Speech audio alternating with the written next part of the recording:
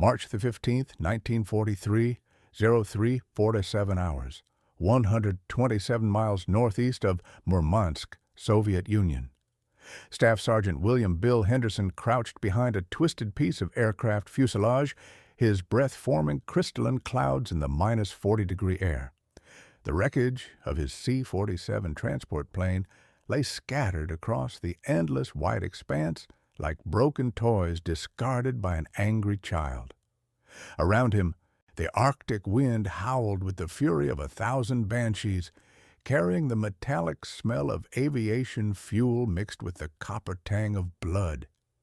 His left shoulder throbbed where shrapnel had torn through his winter jacket, and his hands, even inside thick wool mittens, had lost most feeling 20 minutes ago.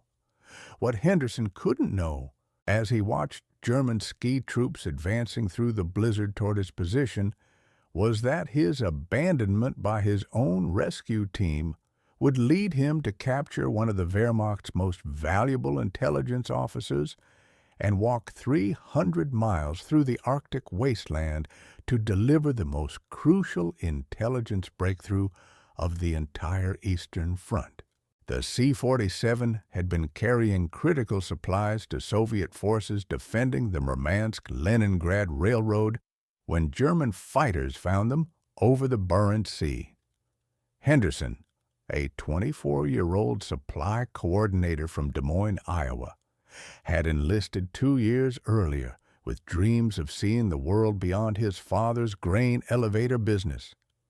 He'd gotten his wish in the most brutal way possible. The pilot, Captain James Morrison, had managed to crash-land the aircraft on what appeared to be solid ground, but the impact had killed both Morrison and the co-pilot instantly. Henderson had crawled from the wreckage to find himself alone in one of the most hostile environments on Earth, with German forces closing in and no realistic hope of rescue.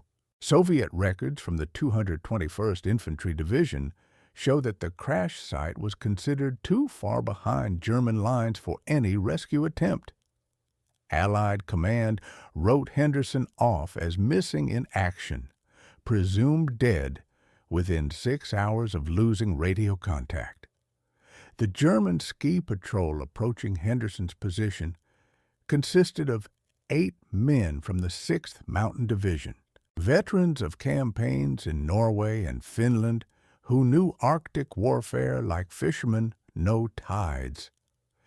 Their leader was Hauptmann Klaus Richter, a 31-year-old intelligence officer who spoke fluent Russian and English and carried in his pack detailed maps of Soviet defensive positions around Leningrad. Richter had volunteered for this mission because intercepted Allied radio traffic suggested the downed transport might have been carrying more than just supplies. What he didn't expect to find was an American sergeant with the determination of a wolverine and the survival skills of an Inuit hunter. Henderson had grown up hunting deer and pheasant in Iowa, winters that regularly dropped to 20 below zero, but nothing had prepared him for the Arctic's particular brand of hostility. The air was so cold it burned his lungs with each breath. His feet had gone numb inside his standard-issue boots, and ice crystals formed on his eyelashes every time he blinked. The German patrol moved with the practiced efficiency of predators in their natural habitat. They advanced in a diamond formation using natural cover and the blowing snow to mask their approach. Henderson counted 8 figures through the swirling white, their distinctive winter camouflage making them appear and disappear like ghosts. He checked his Thompson submachine gun, finding only 2 magazines remaining, 60 rounds total.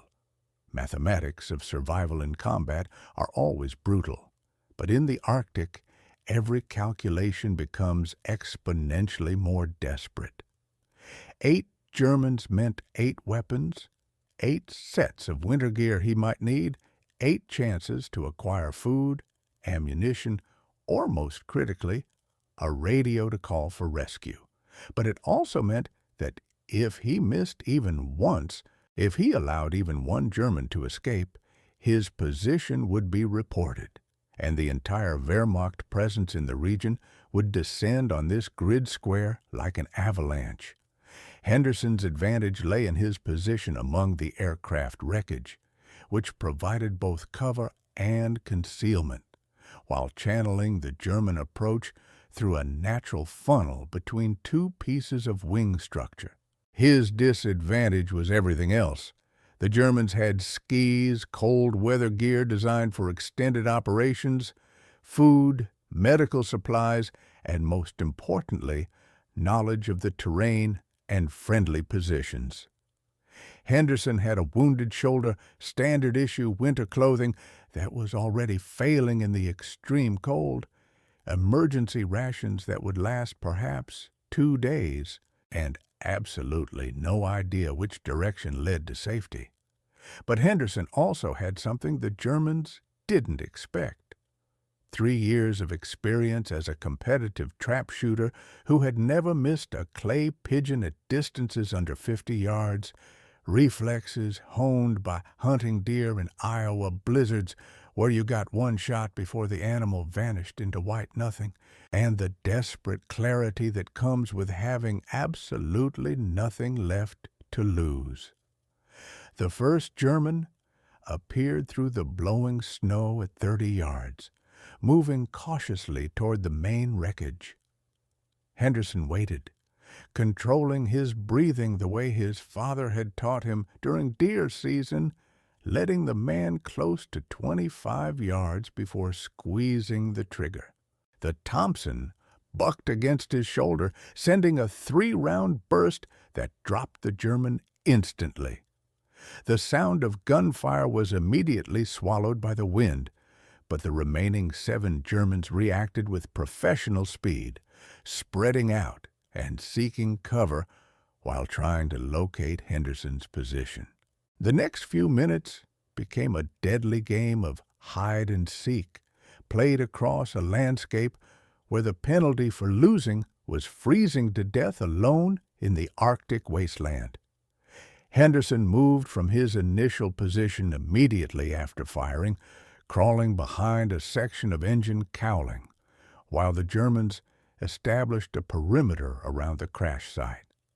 The cold was already affecting his fine motor control, making it difficult to operate the Thompson's safety and magazine release, but adrenaline and survival instinct kept him functional. Through the wreckage, he could hear the Germans calling to each other in clipped, professional voices, coordinating their search pattern with military precision. These weren't conscripts or reservists. These were veteran mountain troops who had survived campaigns in some of the world's most unforgiving terrain. But they were also operating in hostile territory, behind enemy lines, with their own mission timeline and extraction schedule to consider. If you want to discover how a supply coordinator from Iowa turned the tables on elite German mountain troops in the most hostile environment on Earth, please leave your like on this video. This helps YouTube share these forgotten stories with more people. And subscribe to the channel if you haven't already. We rescue stories like this from dusty archives every single day. The breakthrough came when Henderson realized the Germans were more interested in searching the aircraft wreckage than hunting him specifically. Through observation, he determined they were looking for something, examining cargo containers and searching through scattered papers with the intensity of men on a specific mission. This suggested intelligence gathering rather than simple patrol activity, which meant they had come here for a reason and would need to extract with whatever they found. Henderson's opportunity lay in the fact that the Germans needed to complete their search before leaving, giving him time to plan and position himself for maximum advantage when they attempted to withdraw from the area. Over the next 20 minutes, Henderson managed to eliminate 3 more Germans through careful movement and precision shooting, using the blowing snow and aircraft wreckage to mask his position between shots. Each elimination provided him with additional ammunition, winter gear, and, most crucially, information about German operations in the region. The dead soldiers carried maps, radio frequencies, and operational orders that painted a picture of Wehrmacht intelligence-gathering activities far more extensive than Allied command had suspected.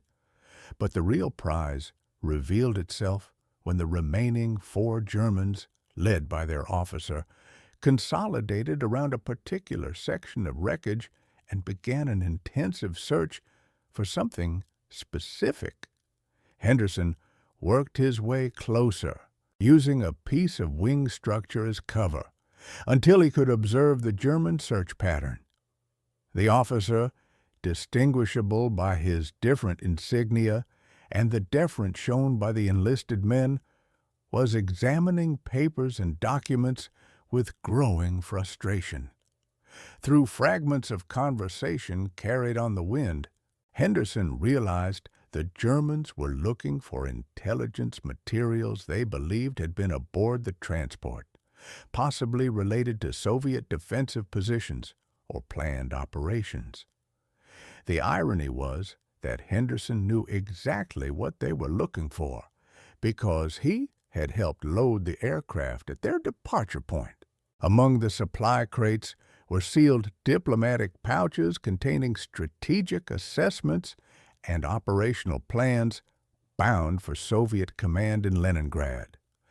The German officer, Hauptmann Richter, was becoming increasingly agitated as his search failed to locate the intelligence materials his superiors expected him to retrieve.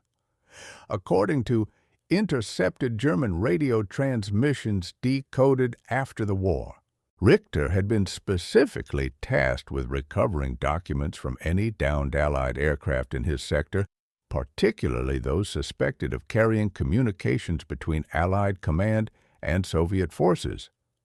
His mission timeline allowed for a maximum of 6 hours on site before extraction, and he had already spent 4 hours dealing with Henderson's resistance and searching through scattered wreckage.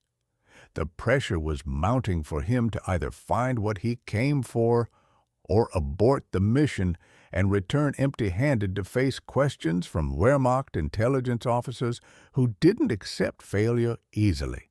Henderson's next move required timing and precision that would have impressed his high school football coach back in Des Moines. He positioned himself behind the main engine block, where he had a clear field of fire across the area where the Germans were conducting their search. The diplomatic pouches they were hunting were actually buried under snow about 15 feet from their current position. Thrown clear during the crash and covered by the continuing blizzard, Henderson could see them from his position, but the Germans could not. This gave him a crucial tactical advantage. He knew what they wanted, where it was, and approximately how long they would continue looking before giving up. At 06:23 hours, as the first hint of Arctic dawn began to gray the eastern horizon, Henderson made his move. Using the Thompson's full automatic capability, he laid down suppressing fire that forced the remaining Germans into cover while he advanced toward their position. The combination of surprise, superior positioning, and the psychological pressure of continuous combat casualties shattered the German patrol's cohesion. Within 3 minutes of sustained firefight, Henderson had eliminated 2 more Germans and wounded a third, leaving only Hauptmann Richter functional and combat effective. How many of you have had a family member who served and never talked about what they experienced? These stories are disappearing. Leave a comment now saying just, "My family served." When you comment, you're not just honoring your family. You're preserving memory for the next generation. Let's create a living memorial here in the comments. Richter found himself alone, wounded in the leg, with an American who had proven far more dangerous than anyone could have anticipated. The German officer's training emphasized pragmatic decision-making over heroic gestures, and his current situation presented only two realistic options: surrender and hope for treatment as a prisoner of war, or attempt to fight his way out against an opponent who had just eliminated 7 veteran mountain troops in terrain that offered no advantage to either combatant. Richter chose surrender, but not before attempting to destroy the maps and documents he carried. Henderson, however, had anticipated this possibility and closed the distance between them quickly enough to prevent the destruction of intelligence materials. The capture of Hauptmann Richter represented more than just taking a prisoner.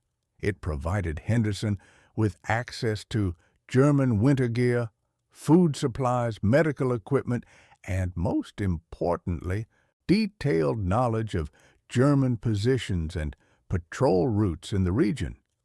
Richter carried topographical maps marking Wehrmacht defensive positions, supply cache locations, and planned operations that were worth more than gold to Allied intelligence services.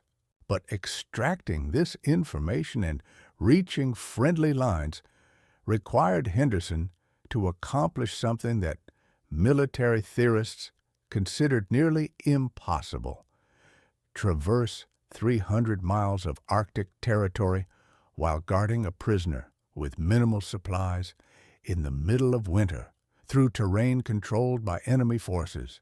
Henderson's first decision involved treating Richter's leg wound with medical supplies taken from the German patrol. This wasn't compassion as much as practical necessity. A wounded prisoner who couldn't walk was worthless, and Henderson needed Richter mobile if they were going to cover the distance to Soviet lines. The German officer, speaking fluent English, initially attempted to negotiate for his release or establish some form of mutual cooperation for survival. Henderson's response was direct and non-negotiable. Richter would provide information about German positions and safe routes toward Soviet territory, or Henderson would leave him to freeze in the Arctic while taking only the maps and supplies he needed. The psychological dynamic between captor and prisoner became complex quickly. Richter was an experienced intelligence officer who understood interrogation techniques and psychological manipulation, but he was also a man facing death by freezing in one of Earth's most hostile environments. Henderson was an untrained interrogator operating on instinct and desperation, but he held all the practical advantages: weapons, supplies, and most critically, the will to abandon his prisoner if cooperation wasn't forthcoming. The balance of power was clear, but the path forward required both men to survive together long enough to reach safety. Henderson's navigation strategy relied on Richter's maps, combined with basic directional awareness and recognition of landmarks, visible even in blizzard conditions. The German maps showed Wehrmacht patrol routes, supply caches, and defensive positions, but they also revealed gaps in German coverage that might allow two men to move undetected toward Soviet territory. The challenge lay in covering approximately 15 miles per day across terrain where temperatures rarely rose above -30 degrees, while avoiding German patrols, Soviet minefields, and the constant threat of exposure-related death. Their first day of movement established the rhythm that would carry them through the next 3 weeks. Henderson woke Richter before dawn, allowed 30 minutes for eating and equipment preparation, then began marching southwest toward what Richter's maps indicated was the closest approach to Soviet lines. They moved in single file, Henderson following approximately 20 feet behind, with the Thompson ready, stopping every 2 hours for brief rest and equipment checks. The pace was brutal, but sustainable, covering ground while conserving energy and maintaining security against potential threats from either direction. Food management became critical immediately. Henderson had emergency rations for perhaps 3 days, while the German patrol had carried standard Wehrmacht field rations for a week-long mission. Combined, their food supply would last approximately 10 days if carefully managed, meaning they needed to locate German supply caches marked on Richter's maps or risk starvation before reaching friendly territory. The first cache they reached, buried under snow near a distinctive rock formation, contained enough food, ammunition, and medical supplies to extend their operational capability by another week, but also presented new challenges regarding weight and mobility. The relationship between Henderson and Richter evolved from pure antagonism to grudging cooperation as survival pressures mounted. Richter provided navigation assistance and information about German patrol patterns because freezing to death served no useful purpose. Henderson maintained strict security procedures because trusting his prisoner completely would be suicidal, but also recognized that Richter's knowledge and experience in Arctic operations were keeping them both alive. Neither man liked their situation, but both understood that cooperation offered the only realistic chance of survival. German patrol activity in the region was extensive, requiring constant route adjustments and careful timing of movement across open terrain. Richter's knowledge of Wehrmacht communication schedules and patrol patterns allowed them to avoid contact with German forces on multiple occasions, but it also meant traveling longer distances through more difficult terrain to maintain security. Henderson's experience hunting in Iowa winters helped him recognize signs of human activity and natural hazards, but the Arctic presented challenges far beyond anything he had encountered in civilian life. The breakthrough moment in their relationship came during their 8th day of travel, when Henderson developed symptoms of severe frostbite in his feet and faced the choice between stopping to treat the injury or continuing movement toward their objective. Richter could have easily overpowered Henderson at this point, taking the weapons and supplies and continuing alone toward German lines. Instead, he provided medical treatment and assistance that probably saved Henderson's feet and definitely extended his operational capability. When Henderson asked why he had helped, Richter's response was pragmatic.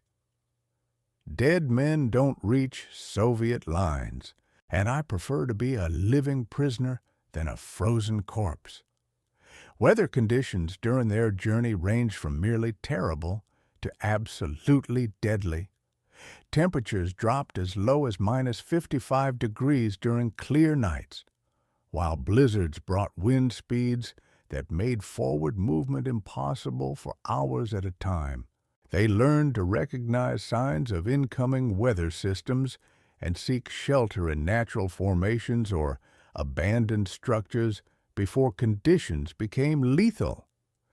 Their equipment, a combination of American standard-issue gear and German cold-weather equipment, performed adequately but required constant maintenance and adjustment to prevent failure that would mean immediate death.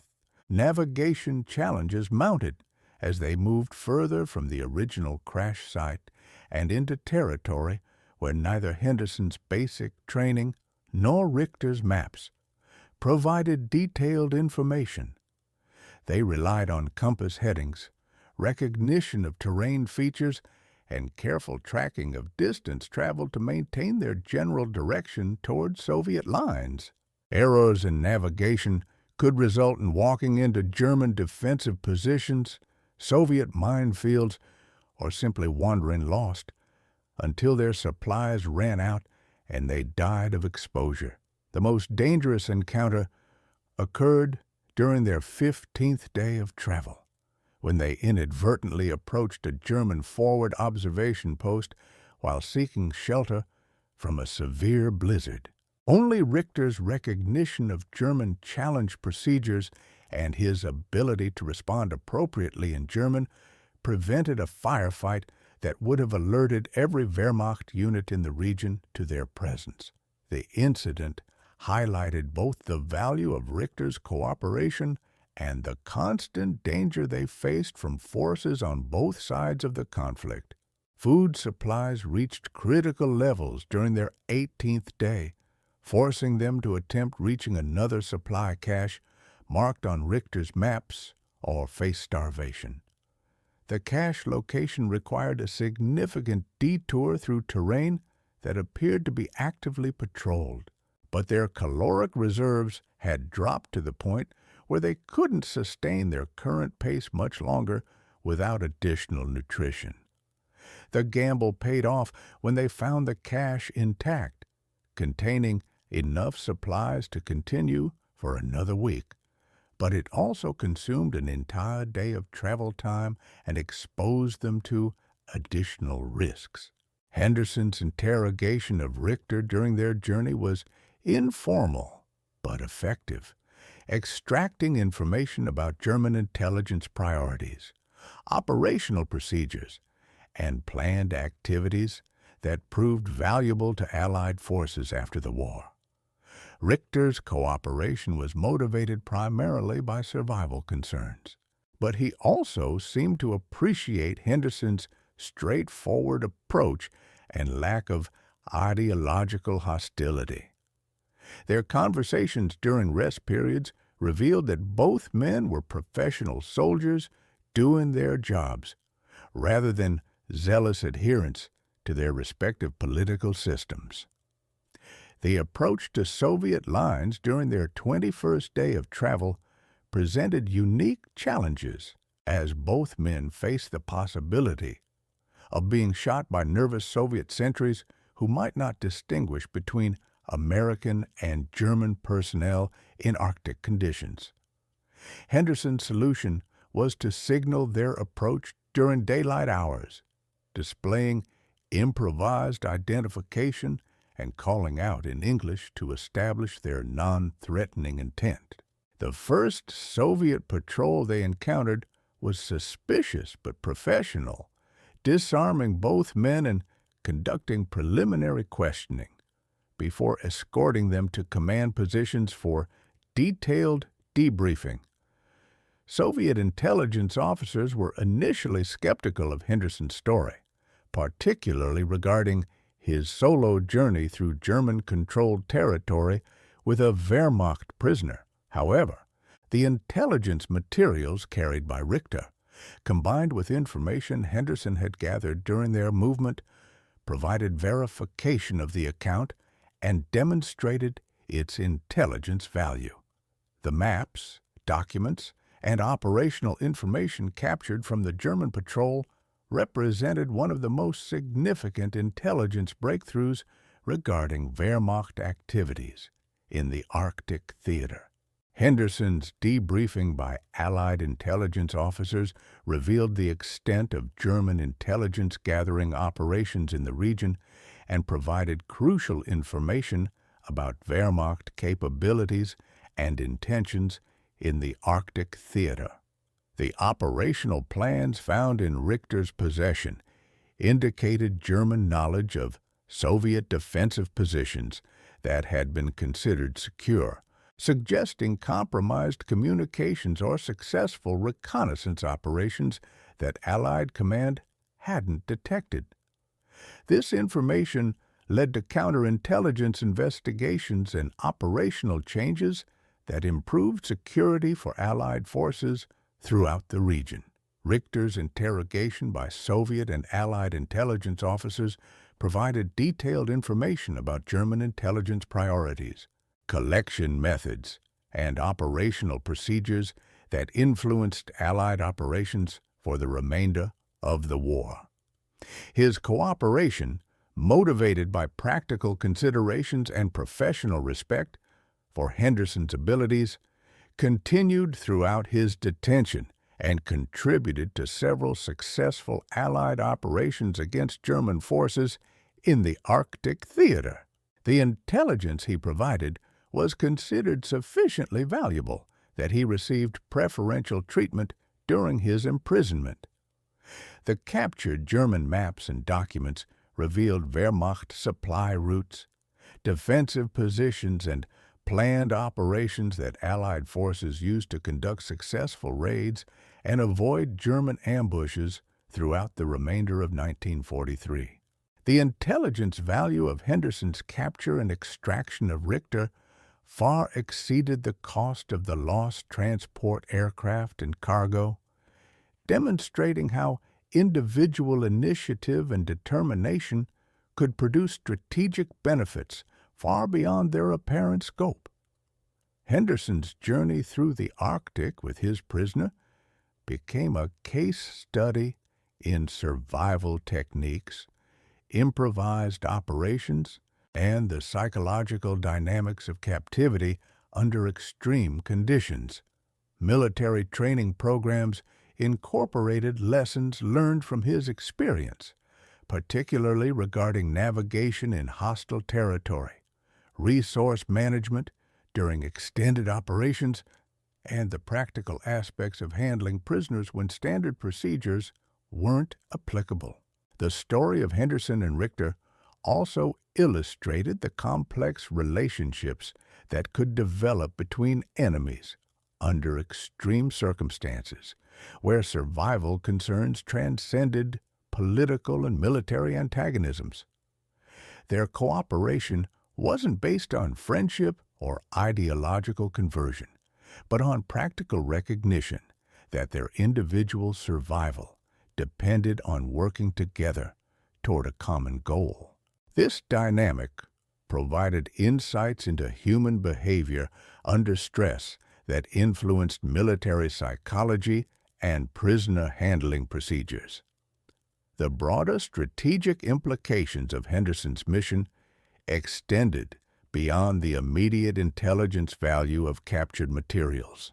His successful traverse of German-controlled territory demonstrated Allied capability to operate behind enemy lines in the Arctic theater, potentially influencing German defensive deployments and operational planning. The psychological impact on German forces, knowing that one American had eliminated an entire patrol and captured an intelligence officer, contributed to increased security measures that diverted resources from other operations. Henderson's recommendation for decoration was delayed by the classified nature of the intelligence he had gathered and the need to protect operational security regarding Allied knowledge of German positions.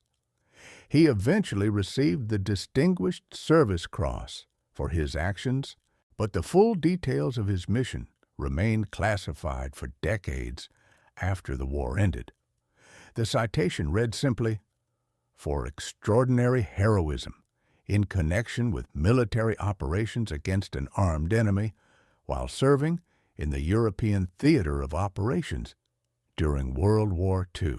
After the war, Henderson returned to Iowa and resumed work in his father's grain elevator business, rarely speaking about his Arctic experience except to emphasize the cooperation he had received from his German prisoner. He maintained correspondence with Richter for several years after the war, exchanging information about their families and civilian careers. Both men apparently viewed their Arctic journey as a shared survival experience that transcended their wartime antagonism.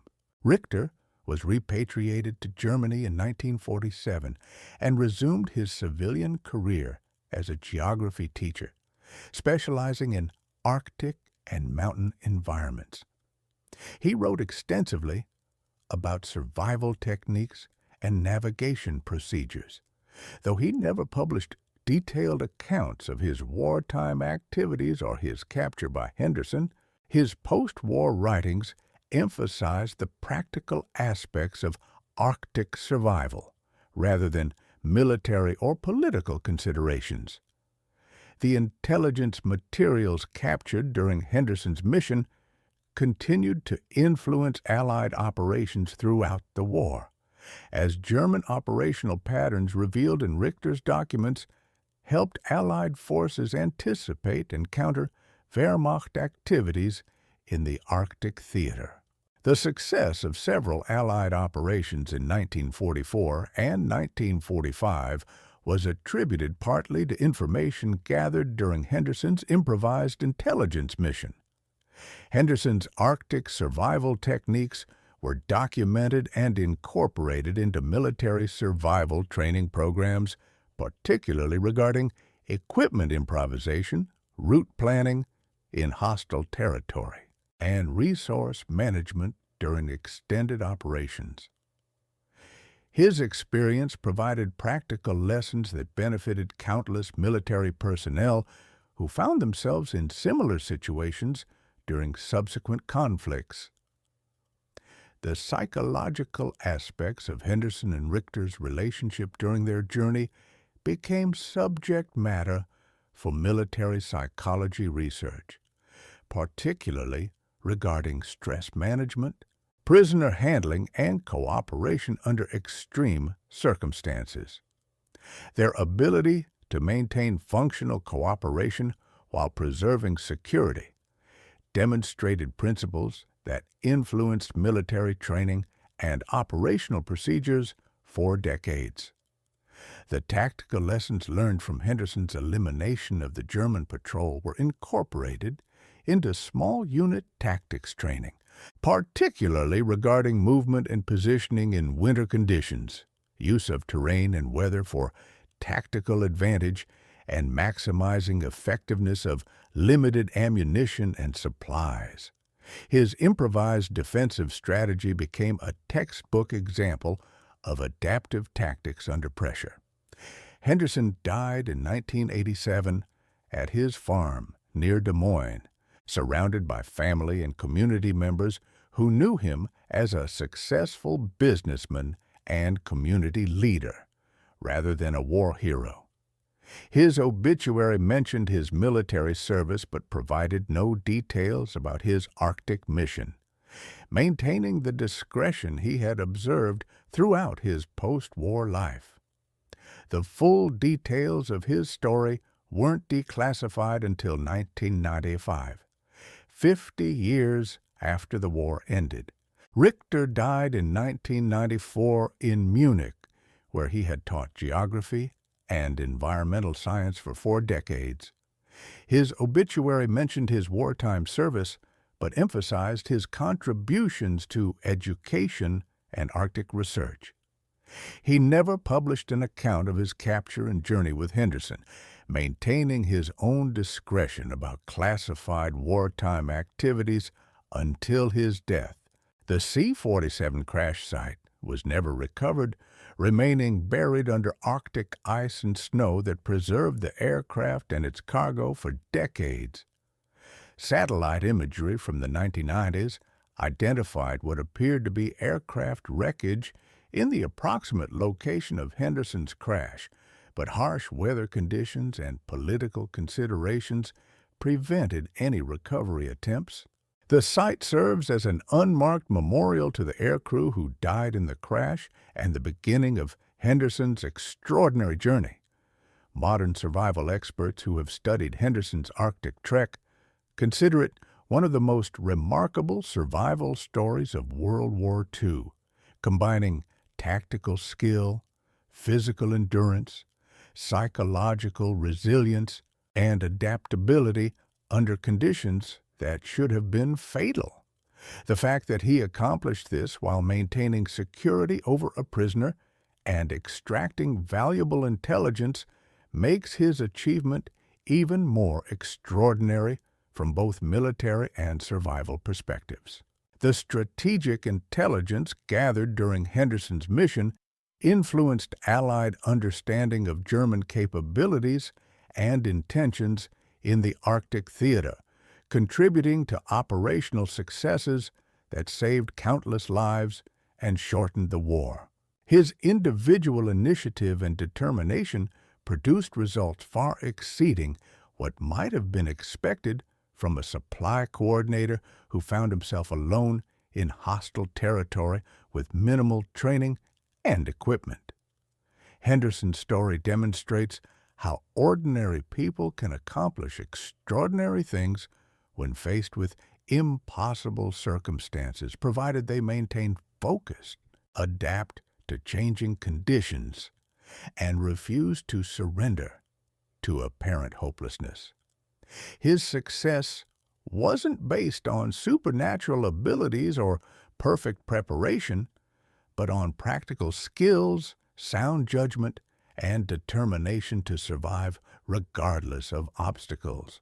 The relationship between Henderson and Richter during their journey illustrates the complex dynamics that can develop between enemies when survival concerns override political and military antagonisms.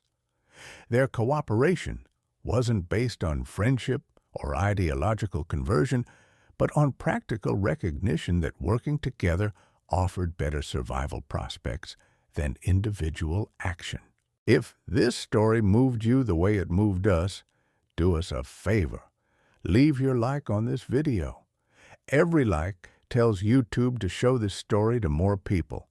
Subscribe to the channel and activate notifications.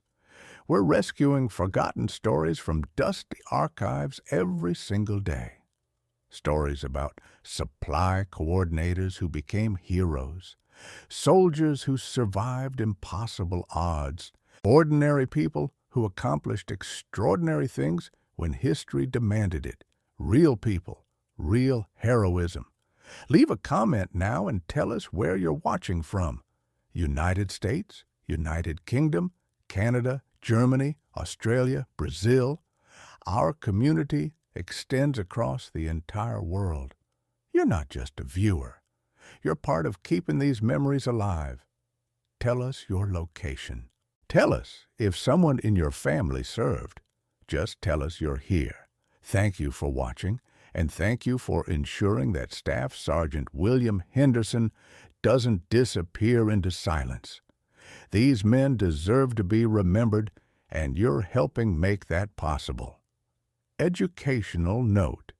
This story combines documented elements of Arctic warfare during World War II with dramatic narrative for educational entertainment purposes. While based on authentic historical contexts, specific details and characters represent educational information combined with entertainment.